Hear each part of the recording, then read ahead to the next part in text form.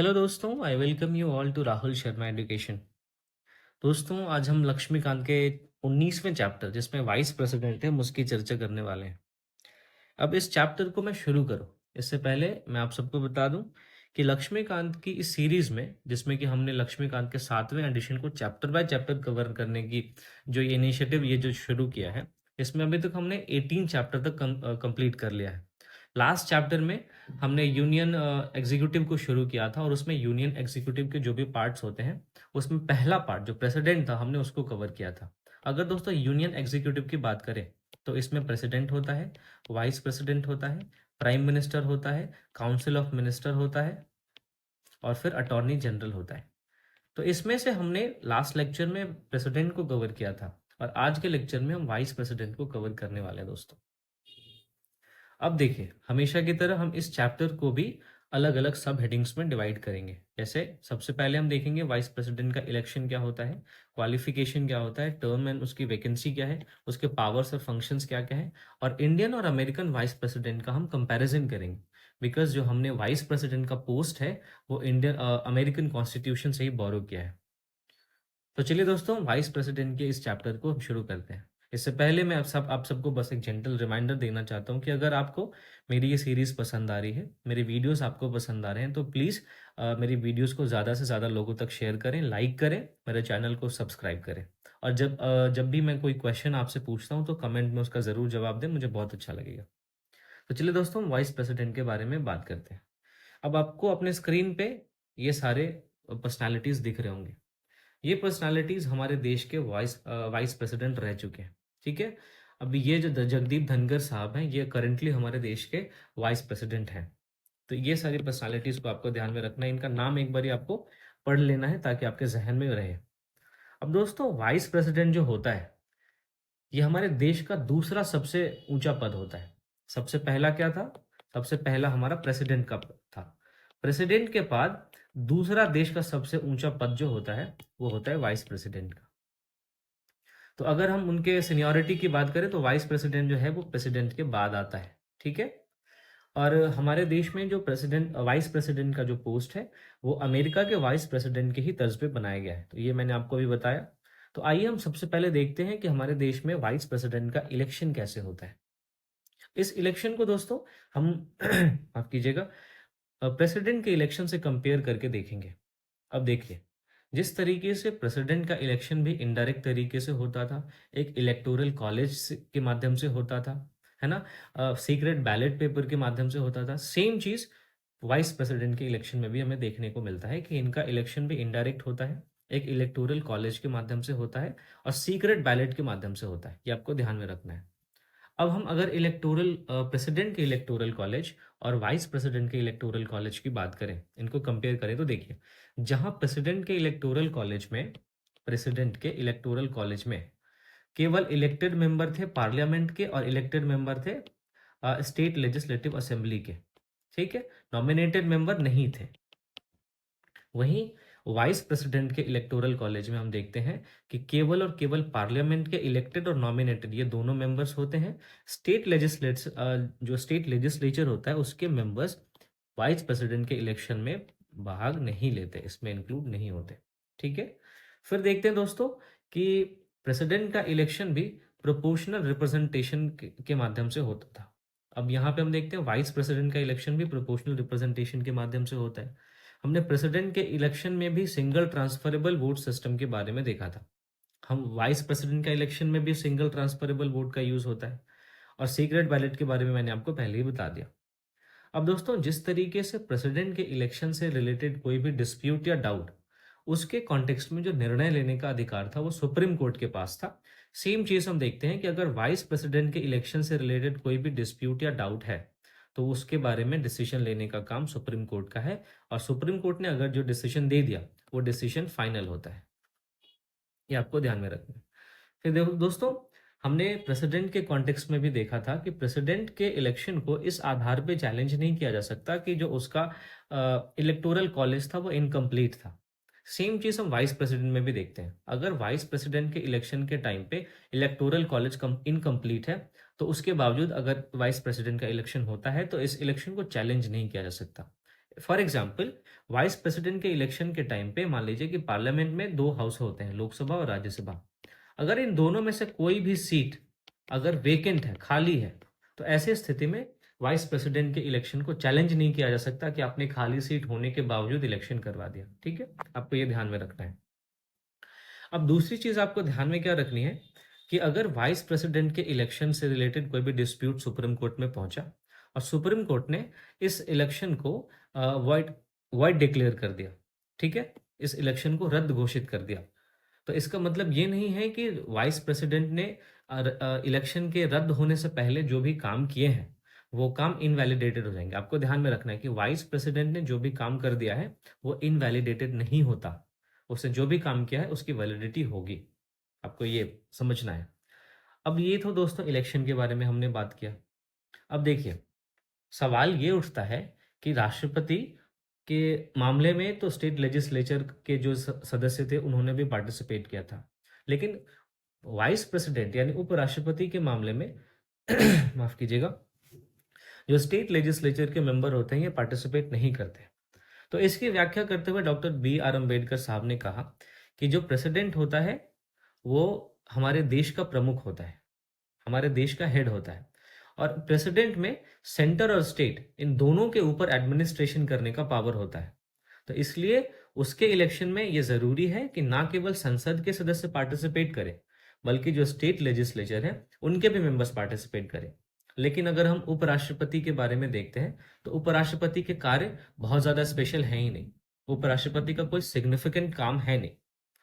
और ये मेनली क्या करता है, जब भी प्रेसिडेंट अपने पोस्ट पे नहीं होता है, चाहे बीमारी की वजह से हो, चाहे रिजाइन दे दे, चाहे कोई भी कारण हो, तो प्रेसिडेंट जब अपने पोस्ट पे नहीं होता तो ऐसी स्थिति में प्रेसिडेंट के फंक्शंस को कंटिन्यू करने के लिए वाइस प्रेसिडेंट का पोस्ट है। ठीक है, तो इसका जो काम है वो बहुत ही सामान्य है। तो अब केवल राष्ट्रपति के वो कर्तव्यों का निर्वहन कर रहा है, राष्ट्रपति जो फंक्शन कर रहा था उसके अब्सेंस में ये राष्ट्रपति का काम कर रहा है। तो इसलिए ये आवश्यक नहीं हो लगता है कि राज्य के विधायिका के सदस्यों को भी वाइस प्रेसिडेंट के इलेक्शन में भाग लेने के लिए बुलाया जाए। ठीक है, तो इसलिए जहां प्रेसिडेंट के इलेक्शन में स्टेट लेजिस्लेचर के मेंबर भी पार्टिसिपेट करते हैं, वहीं वाइस प्रेसिडेंट के इलेक्शन में स्टेट लेजिस्लेचर के लोगों का पार्टिसिपेशन नहीं होता। अब हम क्वालिफिकेशंस की बात करते हैं दोस्तों, माफ कीजिएगा, कि वाइस प्रेसिडेंट के रूप में इलेक्ट होने के लिए किसी भी व्यक्ति की क्या क्वालिफिकेशंस होने चाहिए। तो दोस्तों सबसे पहले तो उसको भारत का नागरिक होना चाहिए, फिर उसकी उम्र 35 साल होनी चाहिए और वो राज्यसभा का मेंबर बनने के लिए एलिजिबल होना चाहिए। अब हमने प्रेसिडेंट वाले केस में देखा था कि उसको लोकसभा का मेंबर बनने के लिए एलिजिबल होना चाहिए था, है ना। अब लोकसभा के मेंबर के लिए आपको 25 साल की उम्र होनी चाहिए आपकी, वहीं राज्यसभा के मेंबर बनने के लिए आपको 30 साल की उम्र होनी चाहिए। ठीक है, तो अगर किसी व्यक्ति की उम्र 30 साल है और फिर अगर वो किस देश के किसी भी मतदाता सूची में शामिल है उसका नाम, तो फिर वो राज्यसभा का मेंबर बन सकता है और भारत का उपराष्ट्रपति का इलेक्शन भी लड़ सकता है। आपको ध्यान में रखना है। फिर इन तीन क्वालिफिकेशंस के अलावा एक क्वालिफिकेशन ये भी है कि वो कोई भी ऑफिस ऑफ प्रॉफिट को होल्ड नहीं करेगा, लाभ का पद को होल्ड नहीं करेगा। अब यहाँ पे आपको ध्यान में ये रखना है कि अगर कोई सिटिंग प्रेसिडेंट है यानी वर्तमान में कोई राष्ट्रपति है या उपराष्ट्रपति है या किसी स्टेट का गवर्नर है या फिर पार्लियामेंट या स्टेट लेजिस्लेचर का कोई मिनिस्टर है, तो इस पोस्ट पे अगर कोई है तो उसको ऑफिस ऑफ प्रॉफिट नहीं माना जाएगा। ठीक है, कोई सिटिंग प्रेसिडेंट भी वाइस प्रेसिडेंट के लिए इलेक्शन लड़ सकता है, वाइस प्रेसिडेंट दोबारा से खुद का इलेक्शन लड़ सकता है, अगर कोई गवर्नर है स्टेट का तो वो भी वाइस प्रेसिडेंट का इलेक्शन लड़ सकता है अपने पोस्ट पे रहते हुए, और अगर कोई मिनिस्टर है तो वो भी वाइस प्रेसिडेंट का इलेक्शन लड़ सकता है अपने पोस्ट पे रहते हुए। इनको ऑफिस ऑफ प्रॉफिट नहीं माना जाता है, ये आपको ध्यान में रखना है। तो ये तो दोस्तों क्वालिफिकेशंस की बात हो गई। ये 4 क्वालिफिकेशंस हमारे संविधान में लिखे गए हैं जो वाइस प्रेसिडेंट के लिए हैं। अब देखते हैं कि क्वालिफिकेशंस, कोई व्यक्ति क्वालिफिकेशंस को पूरा कर रहा है, उसका इलेक्शन हुआ और वो फिर जीत भी गया, तो जीतने के बाद उसको ओथ कौन दिलवाएगा। तो दोस्तों वाइस प्रेसिडेंट को ओथ दिलवाने का काम प्रेसिडेंट का होता है, और अगर प्रेसिडेंट अब्सेंस है तो प्रेसिडेंट अपने बिहाफ पे किसी दूसरे पर्सन को अपॉइंट करेगा और वो पर्सन फिर प्रेसिडेंट वाइस प्रेसिडेंट को ओथ दिलवाएगा। ये आपको ध्यान में रखना है। फिर हमारे संविधान में कुछ ऐसे कंडीशंस भी हैं जो वाइस प्रेसिडेंट की को फॉलो करने होते हैं। फॉर एग्जाम्पल कि वाइस प्रेसिडेंट जो है वो पार्लियामेंट के किसी भी हाउस का मेंबर नहीं होना चाहिए। साथ ही साथ वो स्टेट लेजिस्लेचर का भी मेंबर नहीं होना चाहिए। ये संविधान वाइस प्रेसिडेंट के बारे में बताता है कंडीशन। फिर कि जो भी वाइस प्रेसिडेंट है वो इलेक्ट होने के बाद कोई भी ऑफिस ऑफ प्रॉफिट होल्ड नहीं करेगा। ठीक, चलिए आगे बढ़ते हैं। हमने इलेक्शन देखा, हमने क्वालिफिकेशन देखा। अब हम देखते हैं टर्म के बारे में, कि वाइस प्रेसिडेंट अगर एक बार इलेक्ट हो गया तो फिर वो कितने साल तक वाइस प्रेसिडेंट बना रहता है। ठीक है, चलिए अगर हम दोस्तों वाइस प्रेसिडेंट के टर्म की बात करें, उसके कार्यकाल की बात करें, तो वाइस प्रेसिडेंट का जो टर्म होता है वो 5 साल होता है। उस डेट से, जिस डेट पे उसने अपने ऑफिस में एंटर किया है, उस डेट से 5 साल तक वो अपने पद पे बना रहेगा। ठीक, फिर वो अपना जो पद त्याग पत्र है, जो रेजिग्नेशन है, वो प्रेसिडेंट को देता है। दोस्तों यहाँ पे जो टर्म वाले बात में मैंने आपको बताया कि वो अपने 5 साल के पद पे बना रहेगा। इसको आपको इस बारे में इस संबंध में ये बात भी ध्यान में रखना है कि अगर 5 वर्ष का इसका टर्म खत्म हो गया और नए वाइस प्रेसिडेंट का इलेक्शन अभी तक नहीं हुआ है, तो उसके बाद भी वो अपने पद पे तब तक बना रहेगा जब तक कि कोई नया उसका जो सक्सेसर है वाइस प्रेसिडेंट के रूप में उस पोस्ट को होल्ड ना करे। तो ये आपको ध्यान में रखना है। फिर वाइस प्रेसिडेंट अपना रेजिग्नेशन लेटर जो है वो प्रेसिडेंट को सौंपता है। अब यहाँ पे एक चीज प्रेसिडेंट से अलग आपको क्या है, कि जिस तरीके से प्रेसिडेंट को अगर हटाना है तो उसके लिए इम्पीचमेंट का प्रोसेस है, वहीं वाइस प्रेसिडेंट के लिए इम्पीचमेंट का प्रोसेस रिक्वायर्ड नहीं है। आपको ध्यान में रखना है, वाइस प्रेसिडेंट को केवल एक रेजोल्यूशन को पास करके हटाया जा सकता है, लेकिन ये रेजोल्यूशन राज्यसभा के द्वारा इफेक्टिव मेजोरिटी से पास किया जाना चाहिए और लोकसभा के द्वारा सिंपल मेजोरिटी से पास किया जाना चाहिए। अब यहाँ पे ये जो टर्म है इफेक्टिव मेजोरिटी,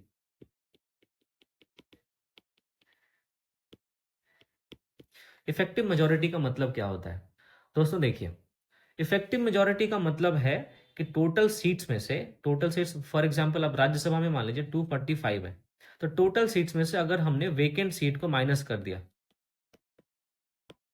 तो टोटल है तो 245 है, वेकेंट सीट है अगर आपका 10, तो फिर इफेक्टिव जो मेंबरशिप हो गई कितनी हो गई, 245 माइनस 10 यानी कि 235। तो जो मेजोरिटी होगी वो इसी 235 के आधार पर डिसाइड होगी, ना कि 245 के आधार पे। तो इफेक्टिव मेजोरिटी का मतलब यही होता है।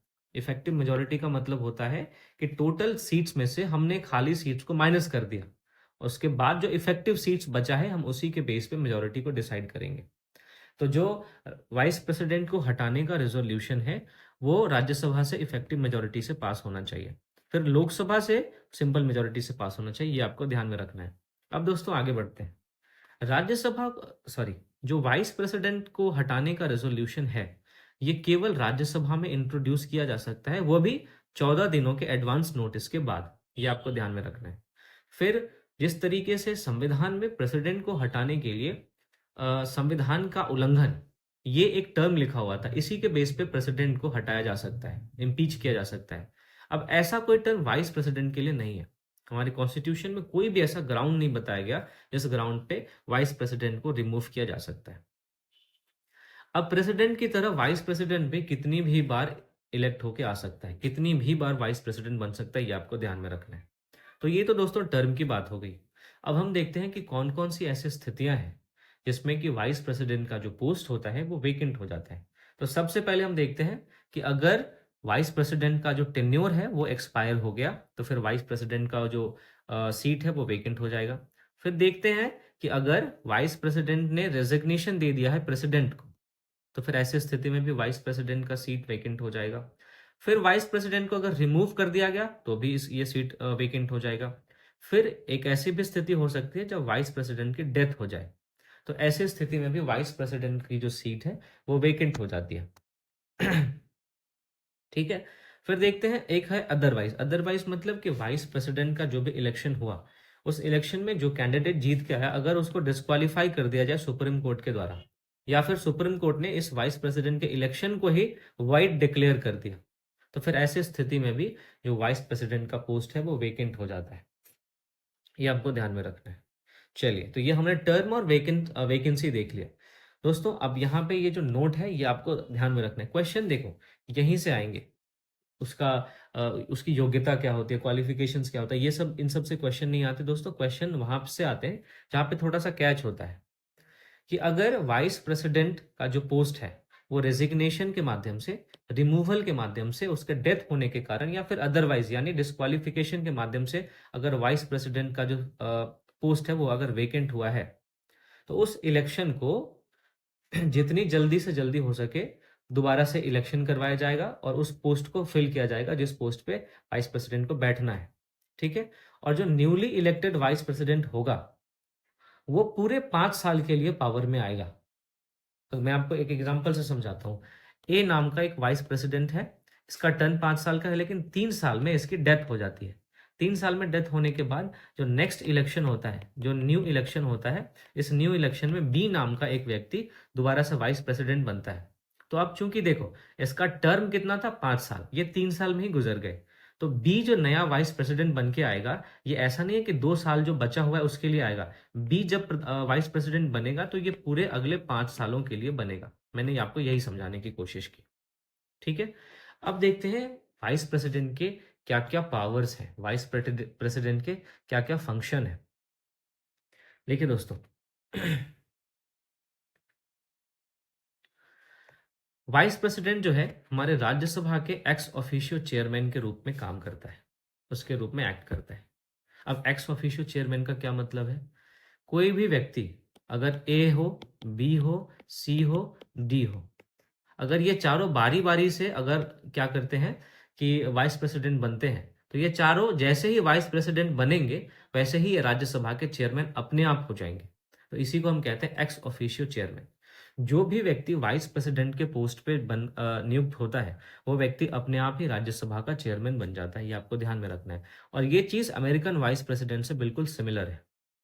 जैसे हमारे यहाँ राज्यसभा अपर हाउस है, अमेरिका में भी एक अपर हाउस है जिसको सीनेट कहते हैं। तो सीनेट का जो चेयरमैन होता है वो वाइस प्रेसिडेंट होता है। सेम चीज हमारे यहाँ भी है कि राज्यसभा का जो चेयरमैन होता है वो वाइस प्रेसिडेंट होता है। फिर देखिए, जो वाइस प्रेसिडेंट होता है वो प्रेसिडेंट की तरह काम करता है। जब कभी प्रेसिडेंट जो है उसका रिजाइन कर दे, या प्रेसिडेंट का इम्पीचमेंट हो जाए, या प्रेसिडेंट की डेथ हो जाए, या अदरवाइज मीन्स कि अगर प्रेसिडेंट किसी भी कंडीशन में अपने कामों को करने में सक्षम नहीं है, अपने जितने भी उसके फंक्शंस है उसको करने में वो केपेबल नहीं है, तो ऐसी स्थिति में उसके पोस्ट पे वाइस प्रेसिडेंट आएगा और एक प्रेसिडेंट की तरह काम करेगा। अब आपको ध्यान में ये रखना है कि कोई भी वाइस प्रेसिडेंट मैक्सिमम 6 महीने तक ही प्रेसिडेंट के रूप में काम कर सकता है, क्योंकि 6 महीने के भीतर नए राष्ट्रपति का चुनाव करवाया जाना है। अगर नहीं करवाया जाता है तो इसे संविधान का उल्लंघन माना जाता है। तो हमारे संविधान में इस बात को लिख दिया गया है कि कोई भी प्रेसिडेंट का पोस्ट अगर खाली है, अगर वेकेंट है, तो इस पोस्ट को अगले 6 महीने के भीतर इस पोस्ट को क्या किया जाएगा, फिल किया जाएगा। और इस 6 महीने तक के लिए जो वाइस प्रेसिडेंट है वो प्रेसिडेंट के रूप में काम कर सकता है। और जैसे ही नया प्रेसिडेंट बन के आएगा, वाइस प्रेसिडेंट दोबारा से अपने राज्यसभा का चेयरमैन का जो फंक्शन होता है उसको करने लग जाएगा। अब दोस्तों सवाल ये उठता है कि जब वाइस प्रेसिडेंट प्रेसिडेंट के रूप में काम करने के लिए आता है, तो फिर राज्यसभा को चेयर कौन करता है? दोस्तों ऐसे स्थिति के लिए एक डेप्यूटी चेयरमैन की व्यवस्था की गई है जो कि राज्यसभा में होता है। और यही डेप्यूटी चेयरमैन राज्यसभा के सारे ड्यूटीज को परफॉर्म करता है, सेम ड्यूटीज जो वाइस प्रेसिडेंट कर रहा था एज अ चेयरमैन। ठीक है, चलिए आगे बढ़े। तो ये दोस्तों हमने देखा वाइस प्रेसिडेंट के पावर और फंक्शन के बारे में। अब हम देखते हैं कि इंडिया और अमेरिका, इन दोनों के वाइस प्रेसिडेंट को में क्या कंपैरिजन है, इन दोनों में क्या डिस्टिंक्शन है। तो दोस्तों सबसे पहली बात जो अमेरिकन वाइस प्रेसिडेंट को इंडियन वाइस प्रेसिडेंट से बनाती है और सबसे इंपॉर्टेंट बात अलग बनाती है वो ये कि जब अमेरिका का वाइस प्रेसिडेंट, माफ कीजिएगा, जब अमेरिका का वाइस प्रेसिडेंट प्रेसिडेंट बनता है तो फिर वो बचे हुए पूरे टाइम के लिए ही प्रेसिडेंट बन जाता है। फॉर एग्जाम्पल देखिए, अमेरिका में प्रेसिडेंट का जो टर्म होता है वो 4 साल का होता है। अब इस 4 साल के पूरा होने से पहले ही कोई अमेरिकी प्रेसिडेंट जो है वो अपने पद से हट जाता है। 2 साल के बाद मान लीजिए कि वाइस प्रेसिडेंट जो है वो प्रेसिडेंट के रूप में बन के आया, तो ये वाइस प्रेसिडेंट इसी रिमेनिंग 2 साल के लिए, अब 4 में से अगर आप 2 को माइनस करेंगे तो 2 साल बचा, तो जो वाइस प्रेसिडेंट होगा ये रिमेनिंग 2 साल के लिए प्रेसिडेंट की तरह काम करेगा। ऐसा नहीं है कि यहाँ 6 महीने के लिए ही काम करेगा। तो ये सक्सीड कर लेता है। मैं उम्मीद करता हूँ आपको समझ में आ रहा होगा, मैं एक बार फिर से समझाता हूँ। अमेरिका का जो वाइस प्रेसिडेंट है वो जब भी प्रेसिडेंसी को जब भी प्रेसिडेंट के पद पे जाता है तो उसको सक्सीड कर लेता है। यानी कि ऐसा नहीं है इंडिया की तरह वो सिर्फ 6 महीने के लिए प्रेसिडेंट नहीं बनता, बल्कि बाकी जितना भी कार्यकाल बचा हुआ है अमेरिका के प्रेसिडेंट का, उस पूरे टर्म के लिए जो वाइस प्रेसिडेंट होता है वो प्रेसिडेंट बन जाता है। लेकिन इंडिया में केवल और केवल 6 महीने के लिए ही वाइस प्रेसिडेंट प्रेसिडेंट के तौर पे मैक्सिमम काम कर सकता है, यानी कि प्रेसिडेंसी को सक्सीड नहीं करता। हमारे यहाँ पे 6 महीने के अंदर एक नए राष्ट्रपति का इलेक्शन होता है। तो ये आपको ध्यान में रखना है। चलिए, तो ये था दोस्तों इंडिया और अमेरिका के प्रेसिडेंट वाइस प्रेसिडेंट का कंपैरिजन। अब आपको कुछ बातें ध्यान में रखनी है कि हमारे कॉन्स्टिट्यूशन ने वाइस प्रेसिडेंट को बहुत ज़्यादा सिग्निफिकेंट फंक्शन नहीं दिया है, नहीं असाइन किया है। अब इसी विशेषता को देखते हुए कुछ स्कॉलर्स ने वाइस प्रेसिडेंट के बारे में कहा, हिज सुपरफ्लुअस हाइनेस, मतलब हायरार्की में तो ये नंबर 2 पे है, लेकिन इनका काम बहुत ज़्यादा कुछ नहीं है। फिर दूसरी बात आपको ध्यान में ये रखनी है कि जो वाइस प्रेसिडेंट का ऑफिस हमारे इंडिया में क्रिएट किया गया है, उसका मेन पर्पस ये था कि हमारे देश में जो पॉलिटिकल कंटिन्यूटी है वो बनी रहे। यानी कि हमारे देश का प्रमुख होता है प्रेसिडेंट। अगर प्रेसिडेंट का पोस्ट अगर वेकेंट हो जाता है और इस वेकेंट पोस्ट पे कोई भी नहीं बैठेगा, तो फिर इससे हमारी पॉलिटिकल डिसकंटिन्यूटी की स्थिति आ जाएगी। इसलिए पॉलिटिकल कंटिन्यूटी को मेंटेन करने के लिए वाइस प्रेसिडेंट का पोस्ट क्रिएट किया गया। और ये वाइस प्रेसिडेंट क्या करता है कि जब भी प्रेसिडेंट अब्सेंट होता है तो ऐसी स्थिति में वाइस प्रेसिडेंट उसके सारे फंक्शंस को करता है। ये था दोस्तों वाइस प्रेसिडेंट। इसमें बहुत ज्यादा कुछ डिस्कशन की गुंजाइश थी नहीं, सीधा सीधा टॉपिक था। उम्मीद करता हूँ आपको बहुत आसान लगा भी होगा। तो इसके बाद जो भी हम पढ़ेंगे उसमें थोड़े से कॉन्सेप्ट्स हैं, तो वो आपको ध्यान से पढ़ने की ज़रूरत है। तो ये लेक्चर दोस्तों यहीं पे ख़त्म होता है। एक बारी फिर से मैं आप सबको याद दिला दूं कि अगर आपको मेरे लेक्चर्स पसंद आ रहे हैं तो मेरे वीडियोस को आप लाइक कर सकते हैं, ज़्यादा से ज़्यादा लोगों तक शेयर कर सकते हैं, मेरे चैनल को सब्सक्राइब कर सकते हैं दोस्तों। ठीक है, मैं मिलता हूँ आपसे एक नई वीडियो में बहुत ही जल्दी।